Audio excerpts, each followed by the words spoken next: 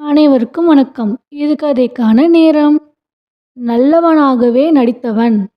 ஐயா சிவா, என்னாப்பு இப்படி ஆயிட்டு? உழைச்சி வந்தியே என சிவாவின் அப்பத்தா கதறிய கதறலில் உறவினர்கள் கூட்டமே கலங்கி போய்விட்டது. அப்பத்தா, அமைதியா இரு, சும்மா புலம்பாதே. பாவம் சிவா, அவனே மனசு உடைஞ்சு வந்திருக்கான். அவனை இன்னும் கஷ்டப்படுத்தணுமா? ஆறுதலாக பேசுவியா புலம்பிக்கிட்டு என்று அதட்டினான் சிவாவின் நண்பன் கவின். கிராமத்து நிலத்தை விற்று வெளிநாடு போய் சம்பாதிக்க சென்ற சிவா, அங்கு நடந்த விபத்தில் சிக்கி ஒரு காலை இழந்து மறுகாலும் எடுக்க வேண்டிய கட்டாயத்தில் தாய்நாடு வந்து சேர்ந்து விட்டான். எண்ணற்ற கனவுகளோடு சென்றவன் இன்று கால்களே இல்லாமல் வந்து நின்றால் பெற்றவர்களை மட்டுமா, தன் நண்பர்களையும் கதிகலங்க செய்து விட்டான் இறைவன். கவினை கட்டி கொண்டு அழுதான் சிவா.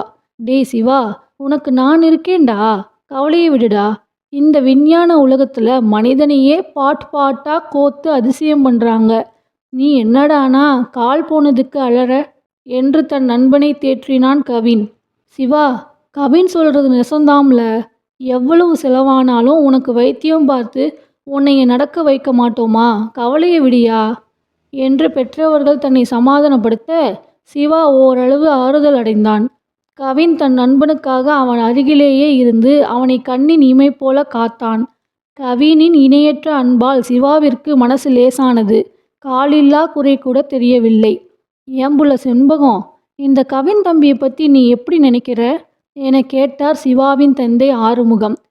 சும்மா சொல்லக்கூடாதுங்க, கூட பிறந்தவன் கூட இப்படியெல்லாம் பார்த்துக்க மாட்டாங்க. அந்த புள்ள நம்ம புள்ள மேலே எம்புட்டு பாசம் வச்சிருக்கு தெரியுமா? இது கூட கடவுள் கொடுத்த வரம் தாங்க என்றாள் சிவாவின் தாய் செண்பகம். நீ சொல்றது நெசந்தான் புள்ள. சரி, வருகிற 8ஆம் தேதி இன்னொரு காலை எடுக்கணும்னு டாக்டர் சொல்லிட்டாரே. சிவா கலங்கிட்டான் புள்ள. கவினை நீ கவனமாக பார்த்துக்கிட்டாதான் அந்த புள்ள நம்ம புள்ளைய கலங்காமல் பார்த்துப்பான். அந்த புள்ளைக்கு எந்த ஒரு குறையும் வைக்காத, புரியுதா என்றவனிடம், புரியுதுங்க என்றாள் செண்பகம். மறுநாள் ஆஸ்பத்திரிக்கு கொண்டு போனார்கள் சிவாவை. 2 நாட்கள் அப்சர்வேஷன் பண்ணிவிட்டு அப்புறம்தான் ஆபரேஷன் என கூறிவிட்டார் டாக்டர். இந்த 2 நாளும் சிவாவின் பெற்றோர்களை வீட்டில் இருக்க சொல்லிவிட்டு கவினே ஆஸ்பத்திரியில் அந்தண்ட இந்தண்ட நகராமல் கிட்டவே இருந்து பார்த்து கொண்டான். ஆகாரம் கொடுப்பதிலிருந்து பாத்ரூம் போக உதவுவது வரை பொறுமையாக செய்தான். ஆஸ்பத்திரியே அவன் சேவையை பார்த்து அதிசயித்தது. சார், நீங்கள் ரொம்ப கொடுத்து வச்சவர். இல்லைனா இப்படி ஒரு நண்பர் கிடைப்பாரா?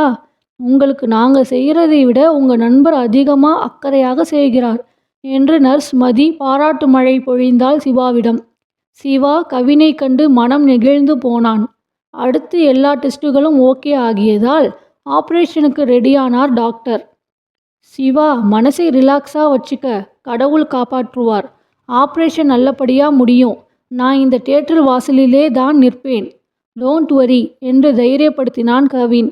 நீ இருக்க எனக்கு என்னடா கவலை? இந்தா, இதில் 50,000 ரூபாய் இருக்கு. இதை வச்சுக்க. ஹாஸ்பிட்டல் செலவுக்கு ஆப்ரேஷனுக்காக 25,000 கட்டிடு. மீதியை வச்சுக்க பத்திரமா.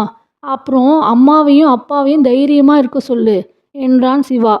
அதையெல்லாம் பற்றி நீ கவலைப்படாத, நான் பார்த்துக்கிறேன் என கூறி ஆப்ரேஷன் தியேட்டருக்கு சிவாவை அனுப்பி வைத்தான் கவின்.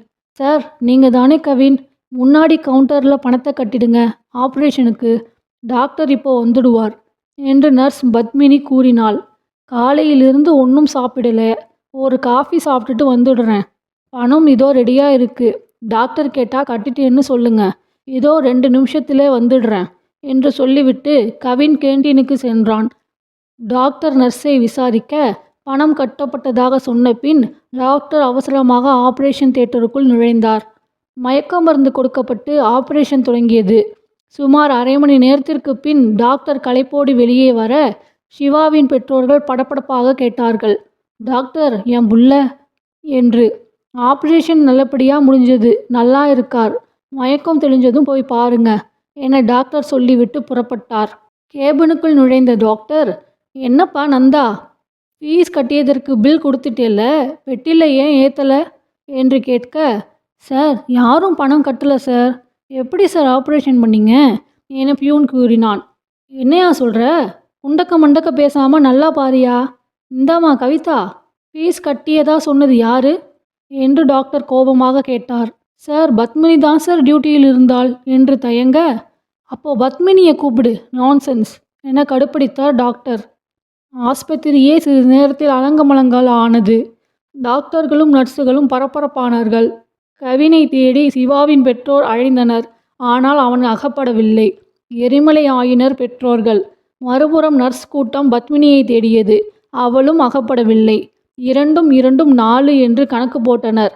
மற்றவர்கள் நிலைமையை உணர்ந்த சிவா, டாக்டர் டோன்ட் வரி, உங்க ஃபீஸை நான் கட்டிட சொல்கிறேன், நீங்கள் கவலைப்படாதீங்க என்றான். என்ன சார் உங்கள் ஃப்ரெண்டுன்னு சொன்னீங்க, அவனும் நல்லவன் போல நடிச்சுப்புட்டு இப்படி குண்டக்க மண்டக்க பண்ணிட்டு போயிட்டானே. பணத்தை எல்லாம் நீங்கள் கொடுத்துட போறீங்க, அதுக்காக நான் வருத்தப்படலைங்க. நல்ல வேலை தெரிந்த நர்ஸ் பத்மினியை இப்படி கிளப்பிட்டு போயிட்டானே சார் என்று டாக்டர் நொந்து கொள்ள, விடுங்க சார், அவன் செய்த உதவிக்கு முன்ன என்னோட பணம் ஒன்றும் பெரிதில்லை, கேட்டாலே கொடுத்துருப்பேன். பைத்தியக்காரன், நல்லா இருக்கட்டும் போங்க என்றான் சிவா விரக்தியாக.